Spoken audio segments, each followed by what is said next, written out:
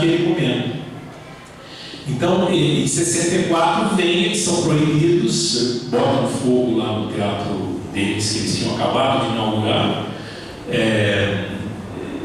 Alguns que sobrevivem vão fazer um teatro profissional aí, que é o Teatro Opinião. E eles vão dar ramificações, etc., mas aquela experiência não tinha mais como continuar depois do golpe. Mas seguramente hoje existe pelas periferias afora pequenos grupos de teatro, de cultura, de cineclube que mantêm vínculos ou heranças com esse tema. Mas naquele momento tinha uma possibilidade dada pelo próprio pouco desenvolvimento das comunicações de que essa manifestação ganhasse pela sua circulação uma abrangência nacional que hoje, qualquer coisa hoje que você queira, é a coisa mais fácil. Você pode abrir um canal no YouTube amanhã, eu e você fazendo um negócio junto. Como é que você disso faz um movimento amplo? É um problema, né? Mas naquele tempo eles conseguiram, mas era uma outra circunstância histórica.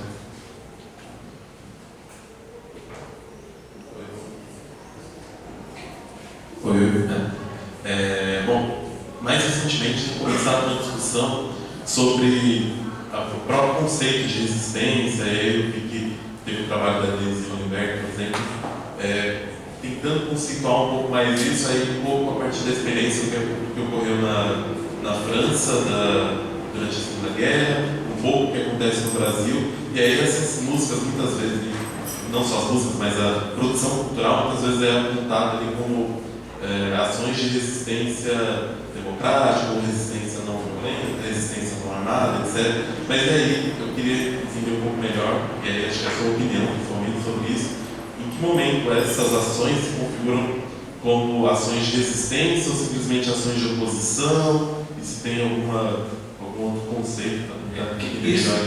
Com o desenvolvimento da indústria cultural, tudo isso fica complicado, porque às vezes a resistência passa a ser também um mercado próprio. Então você às vezes tem, mesmo durante a ditadura, o 74 sai um livro nas bancas de jornal, Sérios Pensadores, 18 Brumário de Marx, está lá nos Pensadores na época pesada da ditadura. Era um fascículo. Então, quer dizer, ao mesmo tempo, como é que você cria resistência? Mas as resistências acontecem, né? Então, se vem alguém invade uma Bienal do Livro para aprender certos livros que são considerados atentatórios à moral, aos bons costumes, e vem pessoas, movimentos, grupos que não deixam a censura se realizar naquela Bienal, isso é um ato de resistência. É uma resistência contra uma medida arbitrária e repressiva. Então, no âmbito da cultura, por excelência, é um lugar que permite recusar ordens autoritárias e afirmar possibilidades de alternativa de construção da sociedade. Agora é complicado, né? Eu escrevi um textozinho, aliás, a Denise escreveu esse livro por causa de uma polêmica, que eu escrevi um livro, Resistência e Mistificação da Resistência. Quer dizer, o que é resistência, o que não é resistência. Enfim, não vou ter tempo de falar, mas eu acho que é importante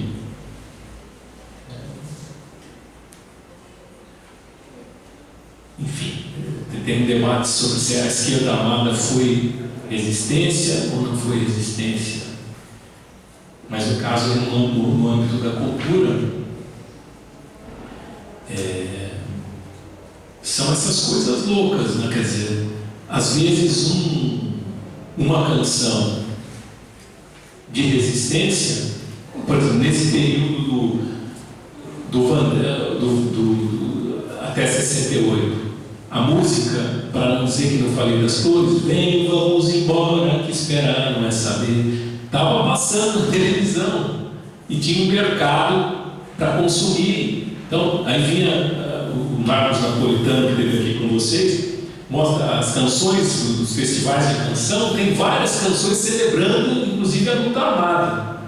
Aí vem o intervalo e o Sabão em Pó Viva que patrocina. Então, a indústria da cultura vende tudo, e aí o que se produz, às vezes, quando se transforma em resistência ou ela se transforma numa espécie de nicho cultural. Você vai produzir uma canção para agradar certos nichos culturais e ela não afeta em nada a ordem estabelecida. Então é uma discussão em aberto interessante e que tem a ver com aquela dicotomia que eu falei para vocês: democratização e massificação da cultura. Em que medida você pode trabalhar pela democratização da cultura dentro de uma sociedade de massas? Então, o Caetano e o Gil falaram no discurso: nós entramos e saímos de todas as estruturas. Quer dizer, como que você, dentro da estrutura do mercado, pode ser crítico em relação ao próprio mercado? É o debate daquele tempo que continua até hoje. Professor, aqui. Eu queria que você comentasse como você enxerga hoje a esquerda, principalmente a esquerda universitária, o contato que ela tem com as canções de resistência do período e a distância que tem também. Por exemplo, a gente tem um amplo debate acontecendo sobre as questões da Amazônia, mas ninguém lembra de Vital Farias, ninguém lembra da saga da Amazônia, já falava lá. Zé de Nana de prova, naquele lugar tem cova, a gente enterrada no chão. Depois mataram um índio, matou o grileiro, disse castanheiro, que um estrangeiro tomou seu lugar. Está completamente atual. A gente nem precisa entrar na questão, de repente, desse tipo de canção, que é um pouco mais afastada dos grandes centros urbanos, que isso também deve influenciar, mas os próprios clássicos, o André, você vai participar de algum evento do movimento estudantil, Milton Nascimento não toca. Digo isso porque já estive atuando diretamente no movimento estudantil na Unis e questionei isso.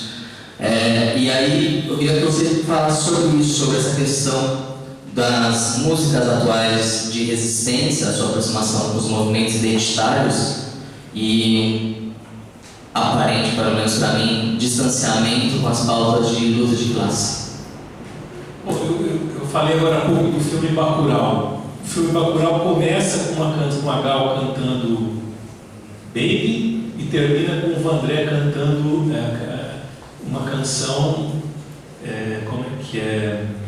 Se alguém tem que morrer, que seja para melhorar. Então, esse filme, por exemplo, você pega a trilha sonora dele, é todinho de recuperação dessas tradições de luta, né? Agora, cada geração é nova, né? A gente não pode se prender nas formas, é preciso conhecer, incorporar e repetir. Provavelmente as canções mais engajadas passam pelo rap, mais recentemente, né? Os Racionais, por exemplo, já está um pouco antigo também, né? Os Racionais falam, ali onde eu fazia, agora são os evangélicos dominando tudo, lá onde havia o meu bairro. Então, cada época é uma época. Não dá para a gente imaginar que nós vamos simplesmente transplantar aquele tipo. Mas é preciso reinventar e depende das novas gerações. E, às vezes, né, tem gente que produz uma música hoje que é bonita, mas você fala, mas isso parece que é de outro tempo. Então, é difícil. E você fala, eu ia exibir, não dá tempo que nem a nossa tecnologia, mas eu ia exibir para vocês uma canção que todo mundo, aliás, uma propaganda que todo mundo ia morrer de rir, que é uma propaganda da Volkswagen na época da construção da Transamazônica. Que a propaganda começa com um monte de destruição de árvore, estão destruindo a Amazônia, destruindo completamente, aí aparece um fusquinha lá, esse carro aguenta andar aqui, é totalmente destruído. Você ri, olhando com os olhos de preservação de hoje, você ri daquela propaganda. Mas você vê como era a mentalidade do progresso. Né? Você tinha que destruir a floresta e trazer o progresso, fazer na Amazônia, e o Fusquinha lá resistindo. Quem está no PowerPoint, quem quiser achar, pode ver. Então as coisas vão mudando, né?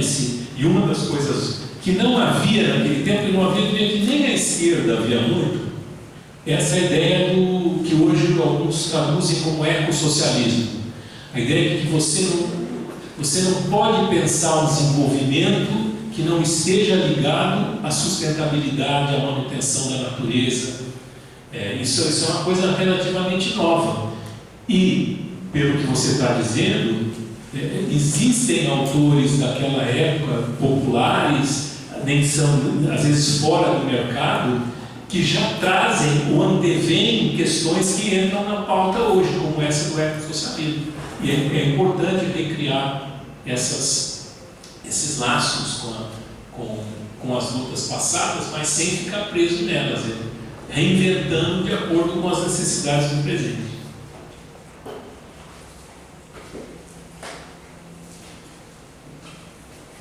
Alguém mais?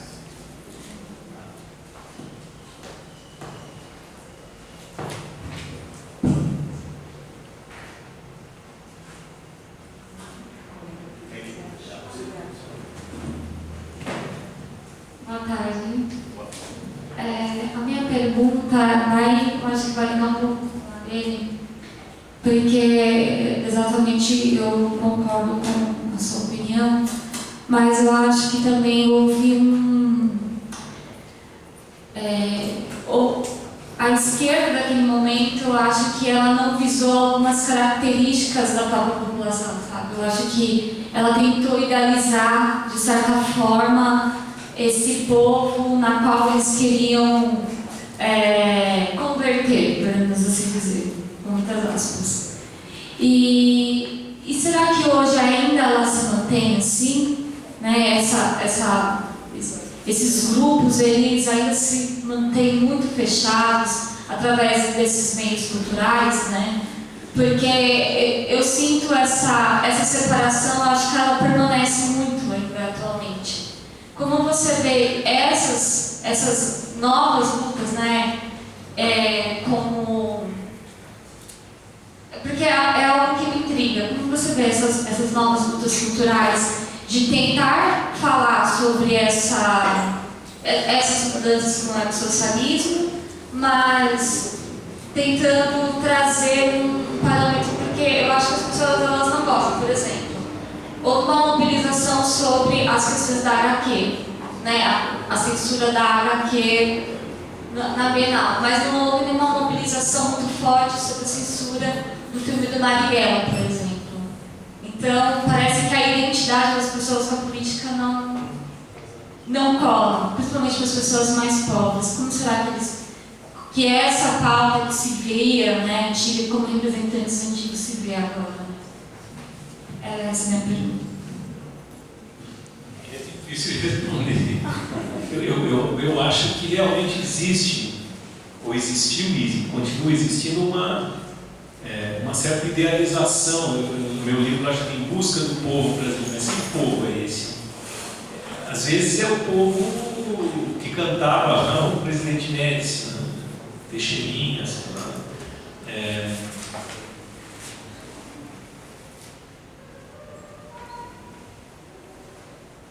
Por exemplo, esse filme, não sei, eu estou com esse filme um pouco na cabeça, o Bacurau. Eu acho que também é uma idealização nova do povo que está ali. Por exemplo, nesse filme, o povo ali não tem religião. Se separar, não tem religião. Tá? A igreja fechou. Eu acho que para começar a entender o povo brasileiro hoje, é preciso entender quais são os mecanismos. Quer dizer, a gente vive numa sociedade de supermercantilização, precarização do trabalho, dificuldade de organização sindical, política, etc. Quais são as redes de sociabilidade e de proteção que essas pessoas têm? A esquerda brasileira, em parte, se institucionalizou demais e ficou muito no Estado. Quais são as redes de proteção que essas pessoas têm? Muitas vezes pelas igrejas evangélicas, com ideias conservadoras. E que bem, quer dizer, quem é que vai arrumar um emprego? Quem é que vai arrumar um médico se o meu filho está doente? Às vezes isso passa pela igreja. Tradicionalmente a esquerda tinha uma tradição de ajuda mútua, vem lá desde o tempo dos anarquistas, dos sindicalistas, depois dos comunistas, uma certa horizontalidade de organização que permitia você fazer parte de grupos de esquerda ou que você encontrava solidariedade. Num mundo sem solidariedade como o nosso, onde as pessoas vão encontrar solidariedade? Muitas vezes em igrejas. Então eu acho que esse é um fenômeno que nós temos que entender. O Reginaldo Moraes, que colega da Unicamp, que faleceu esses dias, ele gostava de falar nisso, né? Mesmo nos anos 70, na época do surgimento do PT, há um papel fundamental das comunidades eclesiais de base. Onde foram parar essas comunidades? Elas, enfim, teve um papado que fez questão de destruir tudo isso. Mas, numa outra palestra que eu dei,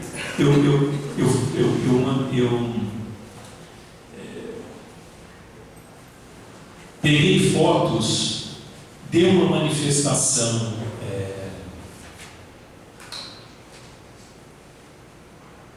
bolsonarista e de uma outra manifestação de esquerda.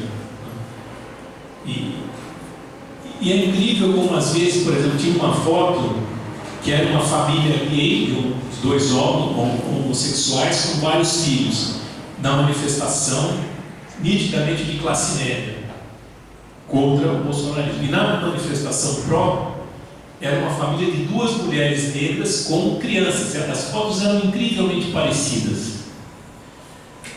Mas aí a gente pensa, como é que eu vou condenar?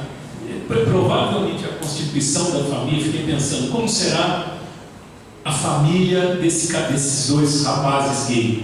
Provavelmente eles estão mais próximos de um modelo tradicional de família do que daquelas duas mulheres. Fiquei imaginando, aquelas mulheres negras. Fiquei imaginando, provavelmente os maridos estão presos, ou não têm marido, são produção independente, são também frutos dessa nova sociedade, mas onde elas encontram solidariedade, onde elas encontram proteção? Talvez na igreja. Então elas estavam todas com símbolos de Jesus. Então é difícil entender. E eu acho que a esquerda tem que pensar nisso, né? Tem que pensar que talvez ela esteja ficando para trás na organização popular. Está deixando espaço para essa organização seja feita não no sentido de criação, mas no sentido de reprodução da ordem existente. Enfim, não sei se eu te respondi, mas esse é só um pouco de... Esse é o grande problema político atual, né? Bom, mas eu acho que ela ia fazer uma pergunta. A gente está encerrando já. Que na área Eu me surpreendi no confronto de apoio a eles e críticas com uma música não cantada por ele, mas de Roberto Carlos. Quem foi Roberto Carlos nessa história? Porque ele se manteve no mercado. Ele, a propósito do que falávamos, manteve um discurso bastante religioso. Ele era como Marcos Vargas, assim, loucura, ele veio... Ele sempre disse que ele era apolítico, né? Mas tem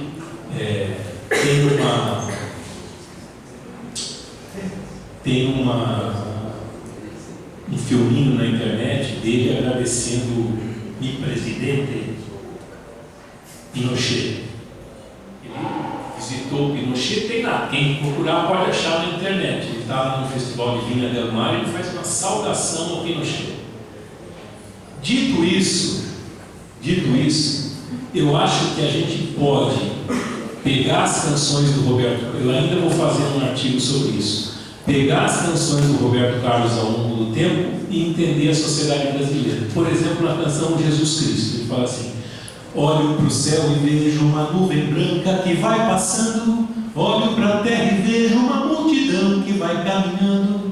Como essa nuvem branca, essa gente não sabe aonde vai.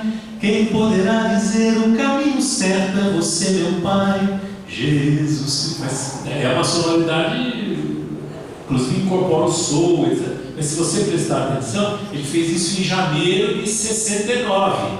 Janeiro de 69. Então, 68 são as multidões nas ruas. Ele disse que estava em Ponta Grossa e viu a nuvem, viu um monte de gente andando na rua, teve inspiração, fez a canção. Deve ser verdade. Só que o que estava no subconsciente dele? Está toda aquela agitação de 68.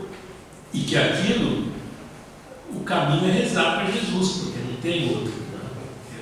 Mas se você pega a canção dele, você pega o filme do Glauber Rocha, O Dragão da Maldade contra o Santo Guerreiro, tem uma cena que ele está, o personagem do Antônio das Mortes está perdido numa estrada, passando um monte de caminhão, etc. na rua. Você pega uma canção do Roberto Carlos, que o Erasmo cantava, Erasmo Roberto, sentado à beira do caminho, estou aqui, preciso acabar logo com isso, preciso lembrar que é ele sentado na beira do caminho, também completamente perdido. O personagem do Glauber, do filme Esquerda, e o personagem alienado do filme da canção do Roberto, os dois estavam perdidos no turbilhão da modernidade do milagre econômico. Então eu diria que a revelia do Roberto Carlos, que sempre foi conservador, a gente tem aspectos na canção dele que permitem fazer uma leitura utópica, ver o que acontecia e o que escapa da mera ideologia dentro das canções dele. Enfim, acho que eu vou deixar agora o Kinara falar, porque eu já falei bastante. Obrigado pela atenção.